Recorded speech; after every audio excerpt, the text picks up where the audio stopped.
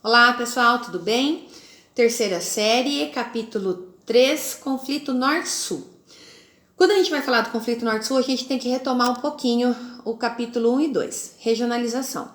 O mundo ele era regionalizado com base em critérios econômicos, países de primeiro, segundo e terceiro mundo, os ricos, os socialistas e os pobres. Com o final da Guerra Fria, em 1991, o socialismo real deixou de existir, então os países de segundo mundo, né, não existe, não tem por que chamá-los assim. Então, hoje, desde 91, passamos a ter uma nova regionalização com base em critérios econômicos.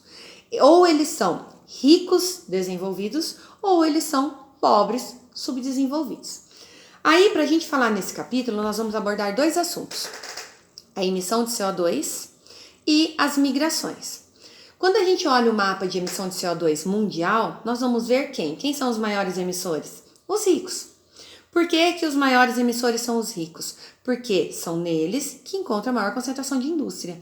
Não existe país rico com base em agricultura. Para eu ser rico, desenvolvido, eu preciso ter a indústria.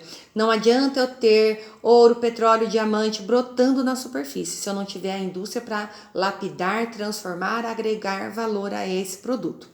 Então, o que a gente vê dentro dos maiores emissores de CO2, que os ricos, por terem as indústrias, estão ali na lista dos maiores, dos rankings, né, dos maiores emissores de CO2, que automaticamente agravou o aquecimento global. Diante dessa situação, surgiu o então Protocolo de Kyoto. O que é o Protocolo de Kyoto? O Protocolo de Kyoto ele foi criado em 97, depois de algumas reuniões, convenções mundiais climáticas para melhoria, para amenizar o aquecimento global, inclusive no Rio de Janeiro, a Eco 92 ou Rio 92, que deu-se andamento até que em 97 criou-se o Protocolo de Kyoto e alguns países assinaram e ratificaram esse protocolo, ou seja, concordaram com as cláusulas. Que tinha nessas cláusulas? As principais, falando resumidamente, redução de emissão de CO2 no mundo. Na época, Estados Unidos e a China, né, os dois aí maiores emissores de CO2, não ratificaram o protocolo.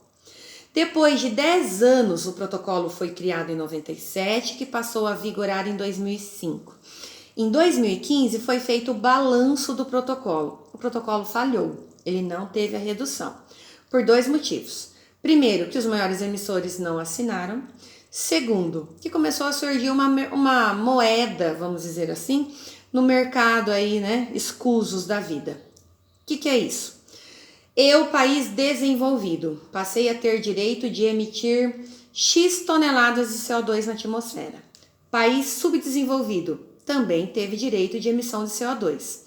O país subdesenvolvido não tem indústria. O que aconteceu? Sobrou emissão de CO2 para ele. O que ele passou a fazer? Passou a vender o seu direito de emissão para os países ricos. Ficou conhecido como uma moeda de crédito de carbono. Então, os maiores emissores não assinaram e passou a ter essa moeda aí, né, o crédito de carbono, que a conta acabou não fechando, não batendo. Em 2016, a China e os Estados Unidos assinaram o protocolo e o protocolo foi estendido até 2020 para novamente fazer um outro balanço para ver se deu certo dessa vez ou não, certo? Outro item do capítulo são as migrações. Quando a gente olha o mapa de migrações, a gente vê que a maioria acontece do pobre para o rico ou de rico para rico. E uma minoria do rico para o pobre, né? Então, com base nisso, nesses dados, o que a gente pode deduzir? Por que as pessoas migram? As pessoas migram sempre em busca de uma melhor condição de vida.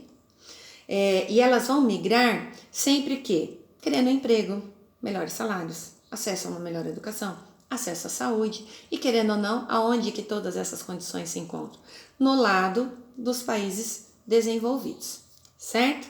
A gente não pode esquecer também que migrar não é tão simples assim, né?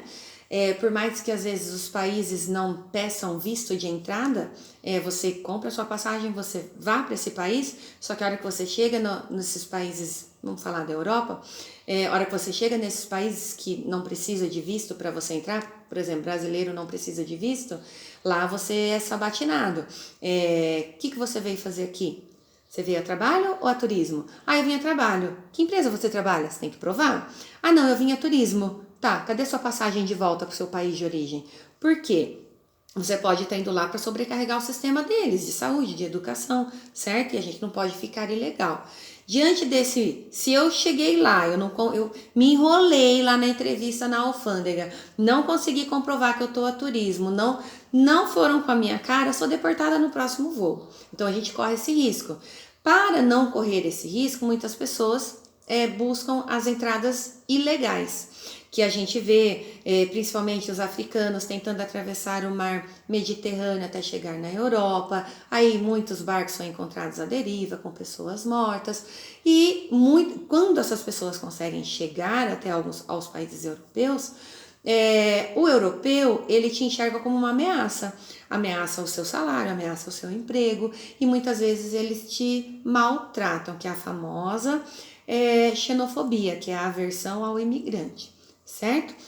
Então, assim, nesse capítulo, 2 assuntos: emissão de CO2 e as migrações que acontecem sempre aí. Tanto a emissão de CO2 está relacionada à nova regionalização, desenvolvidos e subdesenvolvidos, quanto às migrações, em sua maioria, do mundo subdesenvolvido para os desenvolvidos, ok? Aí segue abaixo do link do vídeo os slides com explicações um pouquinho mais detalhadas, tá bom? Beijão, obrigada!